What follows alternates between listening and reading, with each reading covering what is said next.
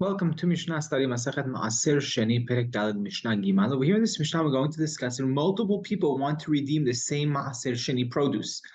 So who gets to redeem it? That's what we're going to discuss. So Baal Habayit Omer Besela, V'Echad Omer Besela. Right? The owner, the Baal Habayit comes, I want to redeem it, this Maaser Sheni produce with a Sela. And someone else comes and says with the same amount, I also want to redeem it with the Sela. Baal Habayit kodem, the Baal Habayit comes first. Now, why?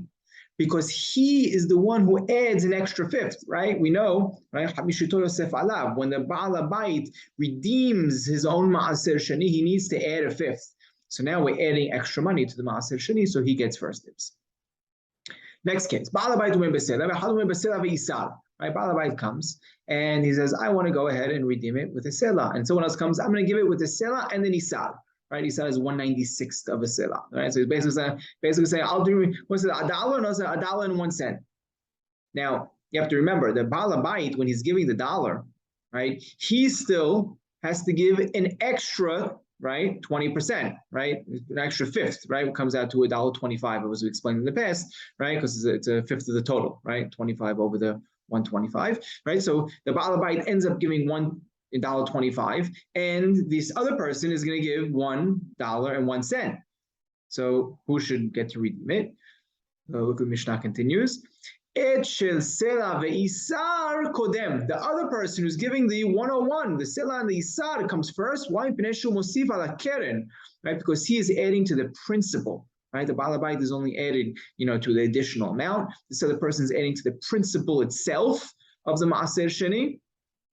And because they're into the principle, he gets it. And why? Rambam explains, because we'll see later that when it comes to the extra fifth that needs to be added, right, there are ways to get around it. There are loopholes, as we'll discuss in next Mishnah, of how to get around those things, of how to, paying that extra, that extra fifth. So because there are loopholes around it, so we're going to say if you're adding to the principle itself, so this other person gets to redeem it.